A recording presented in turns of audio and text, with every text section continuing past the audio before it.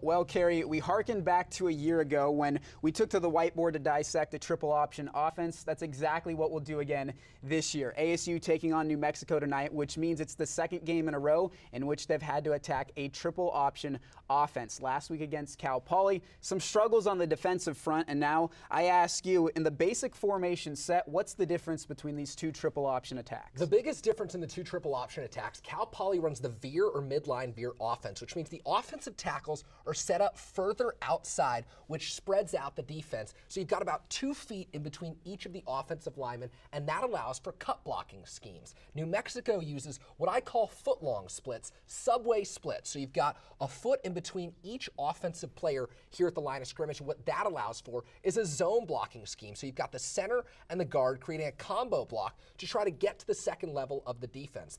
And that's critical because when you're able to get to the second level, you're able to spark perimeter running plays. You're able to turn those 3 to 4 yard gains into 8, 9, and 10 yard gains. Against Cal Poly a week ago, this front defensive line for ASU really banged up. A few guys even had to be removed from the games, and their status for tonight is questionable at best. And so now I ask you, with New Mexico coming to town this week in their zone blocking scheme, who are they looking to exploit on the ASU defense? Last week, Cal Poly was looking to exploit the tackle. That was Viliami Latu, and he was injured. He routinely got double cut at the line of scrimmage.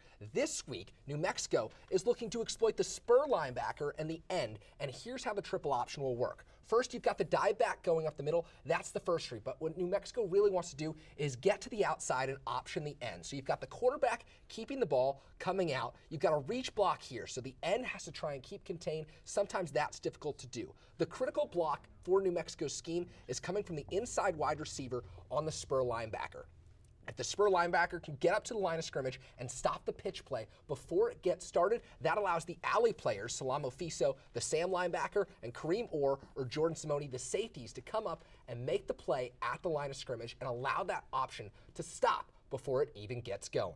Nowhere was the success of Cal Poly a week ago more evident than a 6-play, 60-plus yard drive in which they handed it to the dive back on every single occasion. But this week, erase that from your memory. You think this is a better matchup for the Sun Devils. One, because this offense operates out of the shotgun, and two, that leans itself towards runs more on the outside. Runs more on the outside, and that's because of the zone blocking scheme. The midline veer is so tough to prepare for. That's something you see only once every 3 or 4 years, depending on your opponents. The zone blocking scheme, that's so common. USC, Utah, some of the Pac-12's best running teams run this style of offense. So when you're able to prepare for that offense a lot throughout the season, you're able to stop it a lot better when you play it in a week like this.